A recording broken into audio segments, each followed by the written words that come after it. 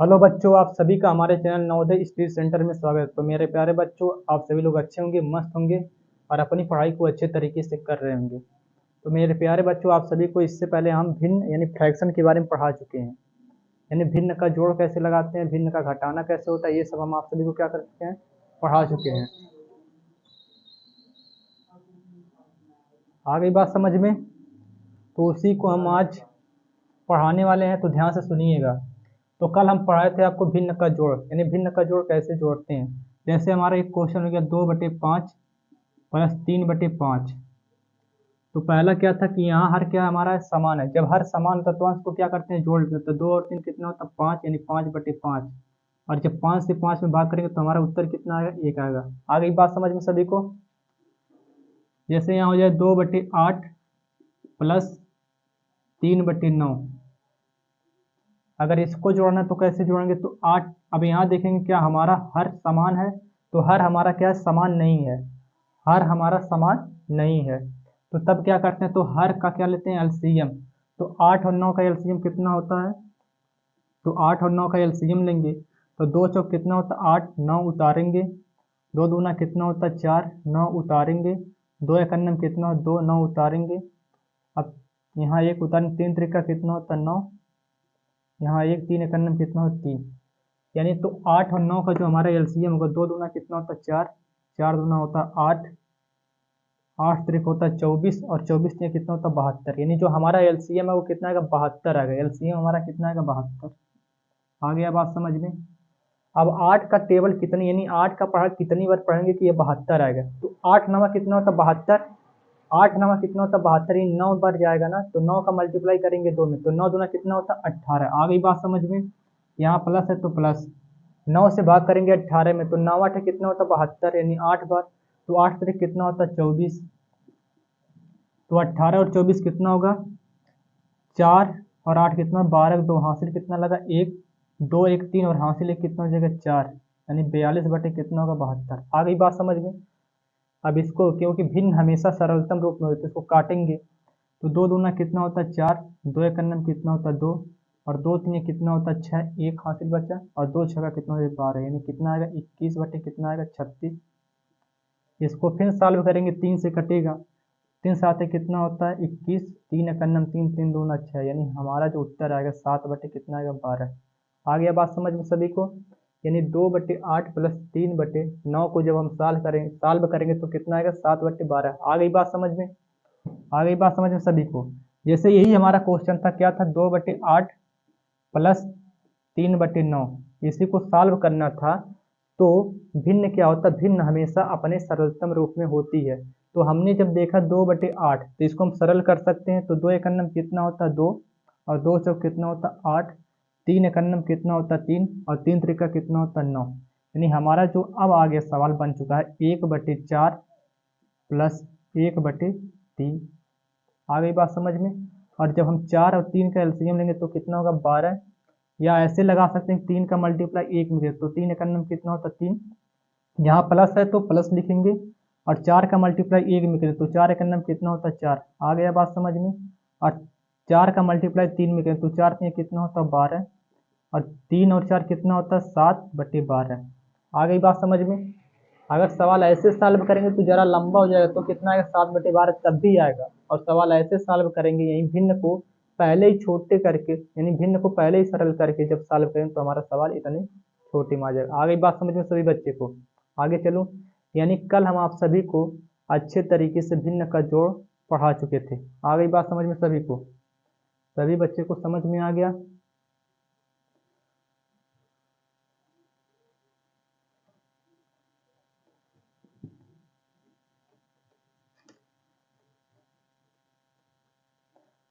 अब हम आपको बताया जाए भिन्न का घटाना। जैसे 1/5 माइनस 1/5। अगर 1/5 में से घटाना में क्या, 1/5, तो हर हमारा क्या है, समान है, तो इसका एलसीएम कितना होगा, 5 ही होगा। यानी जब हर समान होता है, अगर प्लस है तो अंश को जोड़ लेते हैं, अगर माइनस है तो अंश को क्या कर लेते हैं, घटा लेते हैं।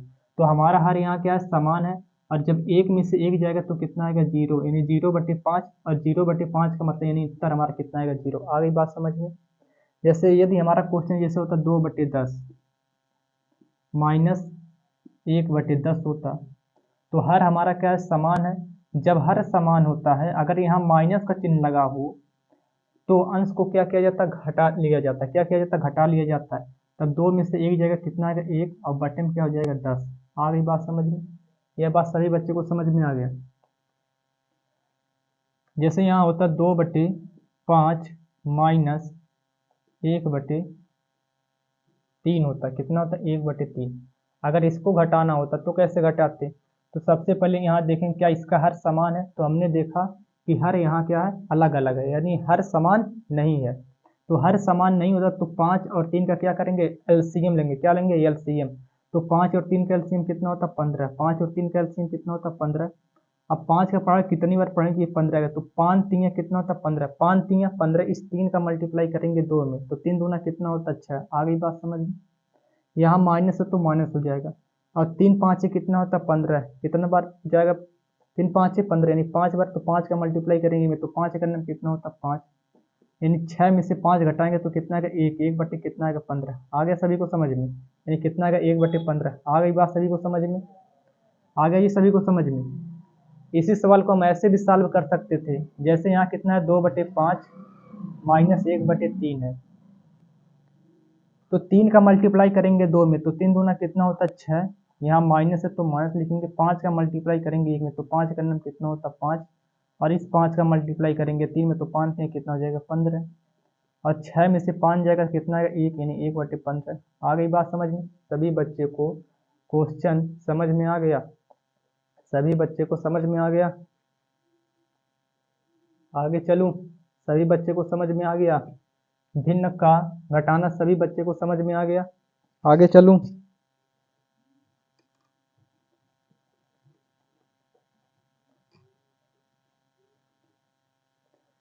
जैसे अगर हमारा क्वेश्चन ऐसे होता कि 3 सही 2/5 माइनस 2 सही 1/5। अगर हमारा होता क्वेश्चन 3 सही 2/5 माइनस 2 सही 1/5 को सॉल्व कीजिए, तो सबसे पहले हम क्या करते हैं, क्या 3 5 से कितना होता 15, 15 दो कितना होता 17, यानी 17 बटे कितना हो जाएगा 5। आ गई बात समझ में, 17 बटे कितना हो जाएगा 5। यहाँ माइनस है तो माइनस लिखेंगे। ये 5 दूना कितना होता 10, 10 से कितना हो जाएगा 11, 11 बटे कितना हो जाएगा 5। आ गई बात समझ में। और हर हमारा क्या है, समान है। जब हर समान होता है तो अंशों को क्या किया जाता है, अगर घटाने का चिन्ह तो क्या करते हैं, घटा लेते हैं। आ गई बात समझ में। और 17 में से जब 11 को हम घटाएंगे तो कितना आएगा 6, कितना आएगा 6, और बटे में 5 है तो 5 हो जाएगा। आ गई बात समझ में। ये भिन्न जो है, ये विषम भिन्न है, तो इसको हम किस में बदलेंगे, संयुक्त भिन्न में। तो जब 5 से भाग करेंगे 6 में तो आएगा 1 सही 1/5। आ गया बात समझ में। इसी सवाल को हम ऐसे भी लगा सकते थे, कैसे, जैसे 3 सही 2/5 माइनस 2 सही 1/5। तो कैसे लगाएंगे, जैसे यहाँ क्या है 3 सही 2/5, तो कल की क्लास में हम बताए थे कि अगर जैसे 1 सही 1/2 लिखा गया तो इसको हम लिख सकते हैं 1 प्लस 1/2। आ गई बात में। जैसे अगर 3 सही 2/5 लिखा गया है तो इसको हम लिख सकता हूँ 3 प्लस 2/5। कर सकते हैं कि नहीं कर सकते हैं, तो इसी प्रकार से इस क्वेश्चन को सॉल्व करेंगे। अगर यहाँ 3 सही 2/5 लिखा है तो इसको लिख सकता हूँ 3 प्लस 2/5। यहाँ माइनस है तो माइनस, यहाँ कोष्टक लगाएंगे। इसको 2 सही 1/5 को क्या लिख सकता हूँ 2 प्लस 1/5। यहाँ 3 है तो 3 रहेगा, प्लस 2/5 है तो 2/5। यहाँ का माइनस और यहाँ का प्लस, प्लस माइनस का माइनस, यहाँ 2 है तो 2 हो जाएगा। यहाँ का माइनस यहाँ का प्लस, जब मल्टीप्लाई करें तो क्या हो जाएगा माइनस, और 1/5 है तो 1/5 हो जाएगा। आ गई बात समझ में। अब 3 में से घटाएंगे 2 में, तो 3 में से 2 जाएगा कितना आएगा 1। आ गया समझ में। यहाँ प्लस है तो प्लस। अब जब इसको देखा 2/5 माइनस 1/5 हर समान है, तो अंश को क्या करेंगे, घटा लेंगे। तो 2 में से जब 1 घटाएंगे तो कितना आएगा 1, और 5 है तो 5। इसको हम ऐसे लिख सकते हैं 1 सही 1/5। आ गया सभी बच्चे को समझ में, क्वेश्चन सभी को समझ में आ गया। आगे चलूं,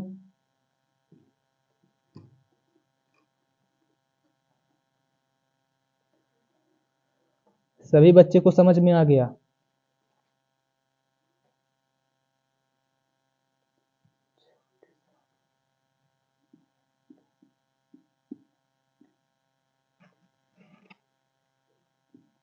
जैसे हमारा एक क्वेश्चन यहाँ है, 6/7 -5/6 को सॉल्व कीजिए।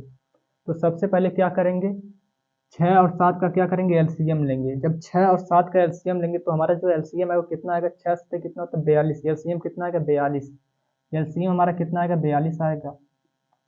और जब 7 से भाग करेंगे 42 में तो भाग कितनी बार जाएगा, 6 बार। भाग कितनी बार जाएगा, 6 बार। यानी 6 यानी 7 छक कितना होता है 42, यानी 6 बार भाग जाएगा। इस 6 का मल्टीप्लाई इस 6 में करें तो 6 6 कितना होता है 36। आ गई बात समझ में?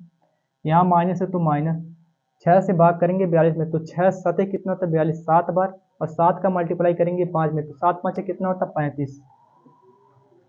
और ये 36 में से 35 घटाएंगे तो कितना आएगा 1, यानी 1 बटे कितना हो जाएगा 42।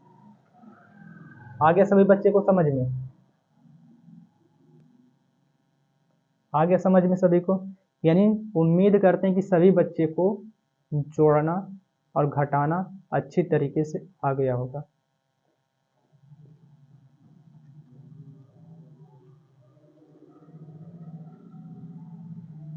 और भिन्न का गुणा हम कैसे करेंगे, जैसे भिन्न का गुणा, जैसे 2/5 गुणे यानी गुना भी इसे बोलते हैं, 5/2 इंटू 2/5 इंटू 6/3 इंटू 3/6। इसी को क्या करना है, हल करना है, यानी गुणा करना है। तो सबसे पहले गुणा में ये देखा जाता है कि कौन सी संख्या अंश और हर में कटने वाली है। तो सबसे पहले हमने देखा कि यहाँ 2/5 है गुना 5/2 है गुना 2/5 है गुना 6/3 है गुना 3/6 है। आ गई बात समझ में? तो गुणा में क्या होता है, यानी गुना में क्या होता है, तिरछे भी संख्या क्या होती है आपस में कटती है, तिरछे भी क्या होती है कटती हैं आपस में। आ गई बात समझ में? तो हमने देखा कि इस 5 से यह 5 कट रहा है, इस 2 से यह 2 कट रहा है। आ गया समझ में? इस 6 से यह 6 कट रहा है, इस 3 से यह 3 कट रही है। आ गई बात में? तो बच क्या गया 2/5, यानी जो हमारा इसका उत्तर हुआ कितना होगा 2/5। आ गया सभी बच्चे को समझ में? जैसे हमारा क्वेश्चन होता है 2/9 इंटू 18/3, इसी को क्या करना है, सॉल्व करना है। तो सबसे पहले देखेंगे कौन सी संख्या कट रही है। तो हमने देखा यहाँ क्या लिखा गया 2/9 गुना 18 बटे कितना लिखा गया है 3। तो हमने देखा क्या, यहाँ कितना होता है 9 एकन्नम 9 और 9 दूना कितना होता है 18, 9 एकन्नम 9 और 9 दूना कितना होता है 18। अब 2 दूना कितना हो जाएगा 4 और बटे 3 है तो 3 हो जाएगा। अब ये भिन्न अपने सरलतम रूप में नहीं है तो इसको हम बनाएंगे। तो जब इसको सॉल्व करेंगे 4/3 को तो कितना आएगा 1 सही 1/3। और जिस बच्चे को नहीं आता तो देख लीजिए, जब 3 से भाग करेंगे 4 में तो 3 एकन्नम कितना होता है 3 और 4 में से 3 जगह कितना आएगा 1, यानी 1 सही 1/3। आ गया सभी बच्चे को समझ में? आ गया जी? आ गया सभी बच्चे को समझ में? आगे चलो।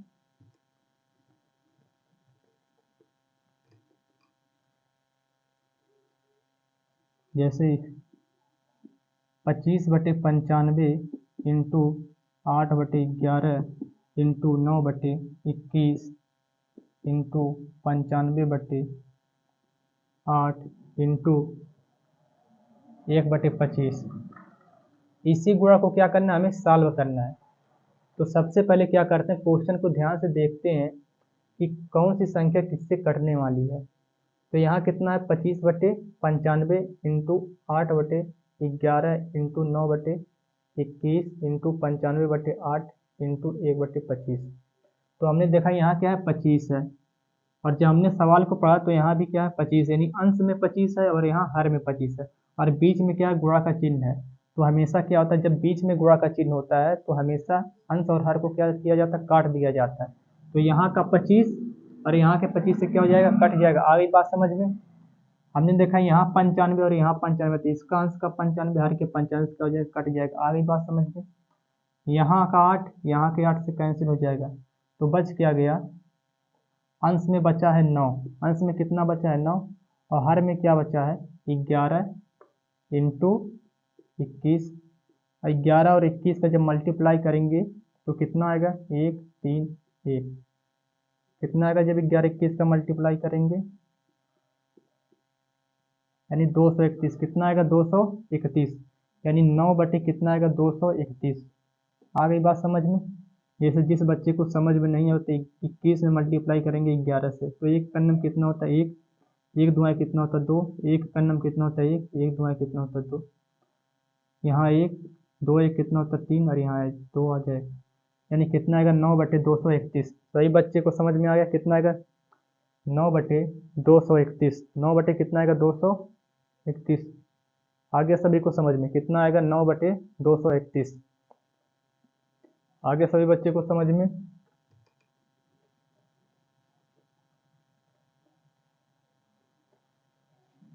जैसे 2/5 इंटू 5/3, इसी को सॉल्व करना है।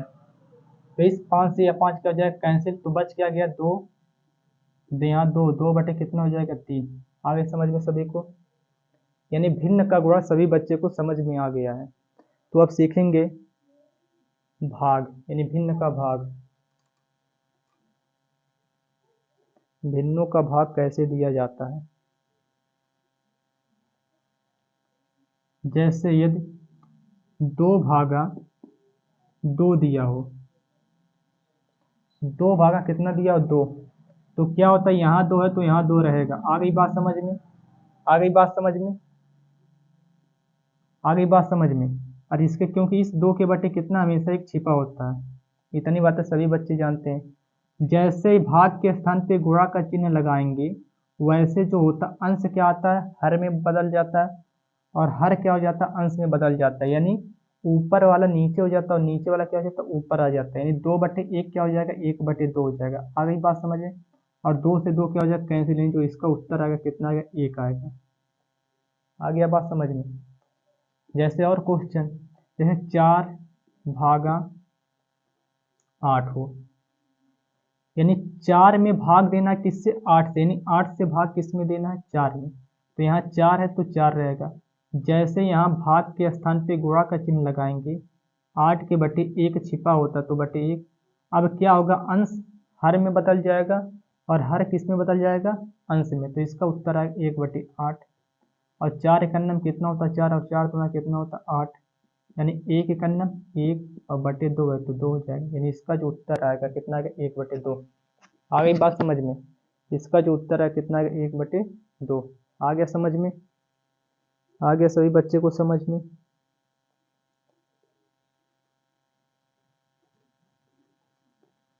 जैसे हमारा क्वेश्चन ऐसे होता 12/6, कितना होता 12/6। अब जिस बच्चे को समझ में आ गया होगा तो वो सीधा सॉल्व कर सकता है कि 2 छक्का कितना होता 12, यानी जो उसका इसका उत्तर आएगा कितना आएगा 6 आएगा, कितना आएगा 6। लेकिन सॉल्व इसको कैसे करेंगे बेसिक से, तो 12/2 है तो 2, यहाँ 12 है तो 12 रहेगा, यहाँ भाग का चिन्ह है, जैसे यहाँ गुणा का चिन्ह लगाएंगे, क्योंकि 2 के बटे हमेशा एक छिपा होता है, एक ऊपर चला जाएगा और 2 कहाँ आ जाएगा नीचे, यानी 12 का मल्टीप्लाई 1 में करेंगे तो 12 का नाम 12 होता है, बटे 2 है तो 2 हो जाएगा, और 2 छक्का कितना होता है 12। आ गई बात समझ में। तो वैसे ना करके सीधा हम डायरेक्ट ऐसे कर सकते हैं कि 2 एक नाम 2, 2 छक्का कितना होता है 12, यानी इसका उत्तर जो आएगा कितना आएगा 6 आएगा। आ गई बात समझ में सभी बच्चे को। आगे चलूँ,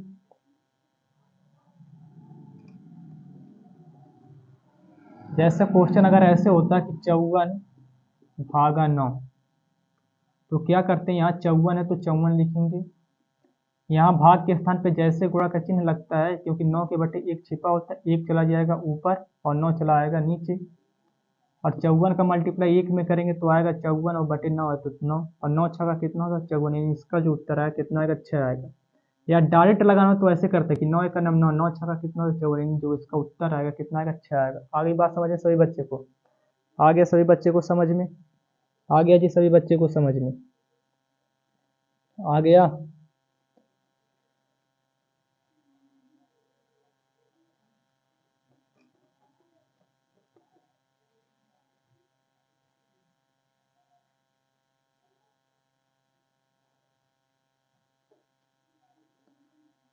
साधित उदाहरण,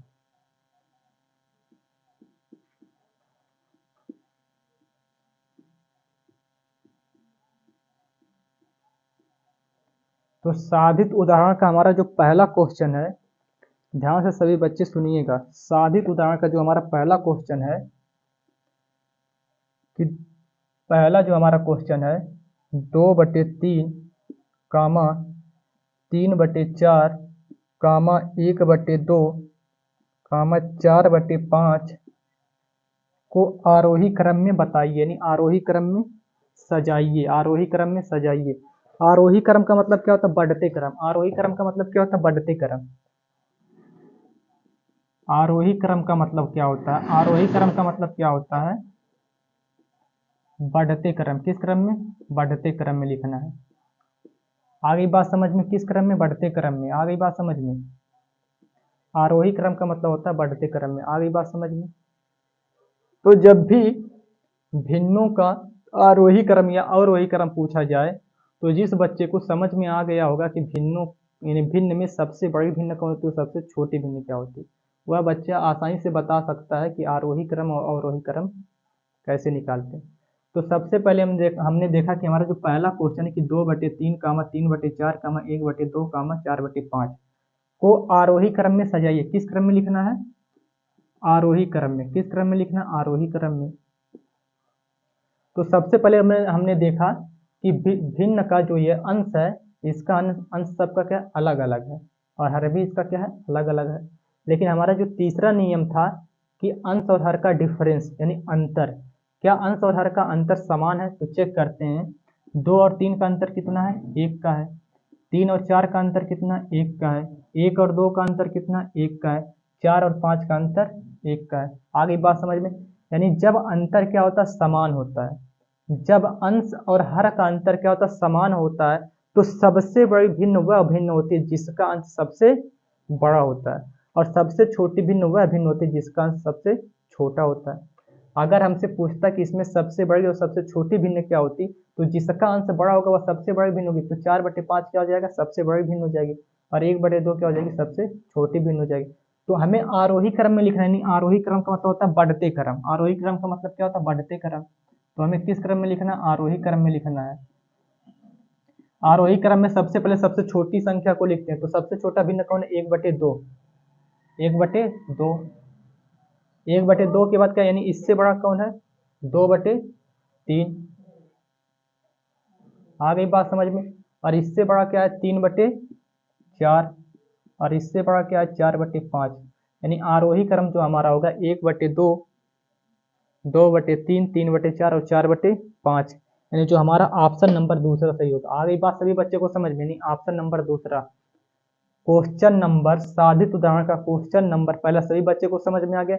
यानी जब अंश और हर का डिफरेंस सेम होता है, जब अंश और हर का डिफरेंस सेम होता है तो सबसे बड़ी भिन्न वह भिन्न होती है जिसका अंश सबसे बड़ा होता है, और सबसे छोटी भिन्न वह भिन्न होती है जिसका अंश सबसे छोटा होता है। तो सबसे छोटी भिन्न यह हो जाएगी, इससे बड़ा यह होगा, इससे बड़ा यह होगा, सबसे बड़ा 4/5। आगे बात समझ बच्चे को समझ में? आगे चलो, यानी ऑप्शन नंबर दूसरा सही हो। क्वेश्चन नंबर दूसरा हमारा क्या है? साधित उदाहरण का क्वेश्चन नंबर दूसरा हमारा क्या है? यदि किसी संख्या के 1/4 का 1/3 भाग 16 हो तो वह संख्या ज्ञात कीजिए। कह रहा है किसी संख्या के 1/4 का 1/3 भाग 16 हो तो वह संख्या ज्ञात कीजिए। मान लेते हैं वह संख्या क्या होगी? माना वह संख्या यक्ष है। तो इस संख्या का यानी जो संख्या यक्ष है, इस संख्या का 1/4 यानी इस संख्या यानी यक्ष का 1/4 का 1/6 कितना दिया गया? 16 दिया गया। कितना दिया गया? 16 दिया गया। तो पूछ रहा कि वह संख्या क्या होगी? यानी किसी संख्या का 1/4 का 1/6 16 हो तो बताइए वह संख्या क्या होगी? तो मान लेते हैं वह संख्या क्या थी? यक्ष। यक्ष का 1/4 का 1/6 कितना? 16 है। आगे बात समझ में? तो यहाँ यक्ष का मल्टीप्लाई जब 1 में करेंगे तो कितना आएगा? यक्ष। और 4 का मल्टीप्लाई 6 में करेंगे तो कितना होगा? 4 6 का कितना होगा? हमारा सवाल क्या है? हमारा सवाल यह है कि यदि किसी संख्या के 1/4 का 1/3 भाग कितना? 1/3 भाग 16 है तो वह संख्या क्या होगी? तो यक्ष का मल्टीप्लाई करेंगे 1 में तो x एकन्नम x, x एकन्नम x होगा, और 4 से कितना होता है 12 हो जाएगा, बराबर 16 है तो 16 इसके बटे एक छिपा होता है, 1 का मल्टीप्लाई करेंगे x में तो आएगा x, और जब 16 और 12 का मल्टीप्लाई करेंगे तो कितना आएगा 192, यानी वह संख्या क्या थी 192, यानी वह संख्या हमारी क्या थी 192। आगे सभी बच्चे को समझ में, यानी ऑप्शन नंबर दूसरा सही हो गया, ऑप्शन नंबर दूसरा। आगे सभी को समझ में, ऑप्शन नंबर दूसरा, आगे सभी को समझ में।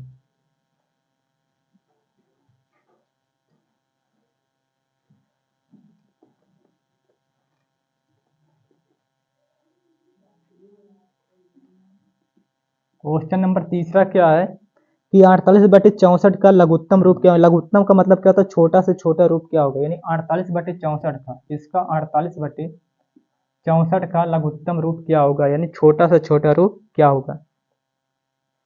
इसको काटेंगे, 4 एकन्नम कितना होता है 4, 4 दूना कितना होता है 8, 4 एकन्नम 4, 2 बचा 4 छक्का कितना हो जाएगा 24, यानी 12 बटे कितना आ गया 16, 2 छक्का कितना, 4 से काटेंगे, 4 तीन कितना होता है 12, और 4 चौका कितना होता है 16, यानी 48/64 का जो लघुत्तम रूप होगा कितना होगा 3/4 होगा, कितना होगा 3/4, कितना होगा 3/4, यानी ऑप्शन नंबर तीसरा, यानी ऑप्शन नंबर तीसरा।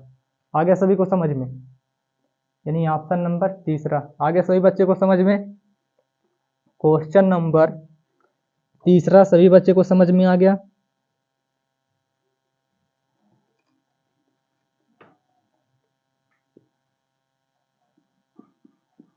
क्वेश्चन नंबर चौथा, क्वेश्चन नंबर चौथा क्या कि सालू अपनी पूंजी का 5/6 भाग खर्च कर देती है, फिर शेष का 1/2 भाग कमा लेती है।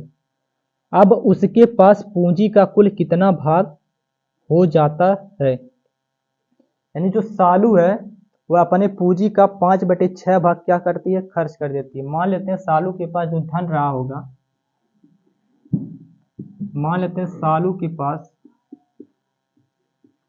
जो पूंजी रही होगी वो कितना ₹1 रही होगी। आगे बात समझ में, तो सालू ने अपनी पूंजी का 5/6 भाग खर्च कर देती। सालू की पूंजी कितनी यक्स, सालू अपनी पूंजी का 5/6 भाग क्या कर देती, खर्च कर देती है।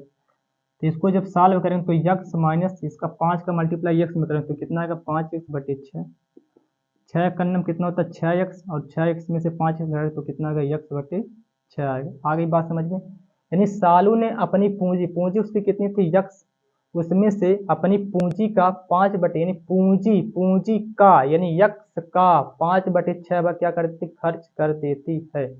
तो उसके पास कितना रुपए बचता है, x/6 कितना बचता है x/6। फिर क्या बोल रही है कि फिर शेष का 1/2 भाग कमा लेती है, यानी जो उसके पास बचा है, बचा कितना है x/6 बचा है, इसका यानी x/6 का 1/2 भाग क्या करती, कमा लेती। कितना कमा लेती है, यानी शेष का यानी x/6 का 1/2 भाग क्या करती, कमा लेती है। तो x का मल्टीप्लाई 1 में करेंगे तो x आएगा, और 6 दूना कितना होता है 12, यानी x/12 भाग क्या करती है, पूरा कमा लेती है। तो पूछ रही है कि अब उसके पास पूंजी का कुल कितना भाग हो जाता है। अब उसके पास पूंजी का कुल कितना भाग हो जाता है, यानी कुल पूंजी उसके पास कितनी हो जाती है, यानी कुल पूंजी। तो यहाँ उसके पास कितना भाग था x/6 था, और अपनी पूंजी का 1/2 भाग कमा लेते, यानी शेष पूंजी का 1/2 भाग कमा लेते, तो कितना कमा लेते x/12। जब 6 और 12 का एलसीएम लेंगे तो कितना आएगा 12, और 6 दूना कितना होता है 12, 2, 2 का मल्टीप्लाई x में करेंगे कितना आएगा 2x, यहाँ प्लस है तो प्लस, 12 का नम कितना होता है 12, 1 आए 1 का मल्टीप्लाई x में करेंगे तो कितना आएगा x, 2x और 1x कितना हो जाएगा 3x/12, और 3 का नम कितना होता है 3, और 3 चौक को 12, यानी कितना आएगा x/12 आएगा, कितना x बटे कितना आएगा 4, x बटे कितना आएगा 4, यानी उसकी जो कुल पूंजी हो जाएगी कितनी हो जाएगी x/4, यानी ऑप्शन नंबर चौथा। आगे बात सभी बच्चों को समझ में, आगे सभी को समझ में, आगे सभी को समझ में, आगे सभी को समझ में। आगे चलें, इसी सवाल को हम ऐसे भी लगा सकते थे क्योंकि भिन्न में हमेशा कितना माना जाता है, एक। भिन्न में हमेशा कितना मानते हैं, एक। मान ले तो उसकी पूंजी कितनी थी, देती है 5/6 भाग खर्च कर देती है। तो शेष कितना भाग बचेगा उसके पास, यानी 5/6 भाग क्या कर देती है, खर्च कर देती है। तो शेष बचा कितना होगा, 6 में से 5 घटाएंगे कितना, 1/6। आ गई बात समझ में। फिर जो शेष भाग बचा, यानी शेष भाग कितना बचा, 1/6। इसका 1/2 भाग क्या करते हैं, कमा लेते। तो कितना, एक एकन्नम कितना होता है, 1, और 6 दूना कितना होता है, 12। आ गई बात समझ में। तो उसके पास कुल कितनी पूंजी हो जाती है, तो कुल पूंजी कितनी हो जाती है, कुल पूंजी ये 1/6 यहाँ का, और एक इतना 1/12 कमा लेती है। तो 12 और 6 का एलसीएम कितना होता है, 12। 6 दूना 12, 1 दूना 2, प्लस है तो प्लस, 12 का नम 12, 1 का नम 1, यानी 3/12। और 3/12 का मतलब होता है 1/12, 1/4। यानी उसके पास कुल कितनी पूंजी हो जाती है, 1/4। यानी ऑप्शन नंबर चौथा। आ गई बात सभी बच्चों को समझ में।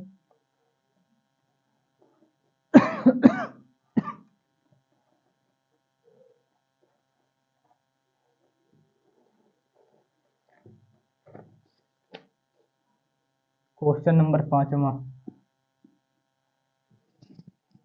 क्वेश्चन नंबर 5वां क्या है, एक बांस का 3/10 भाग कीचड़ में, 3/5 भाग पानी में तथा शेष 5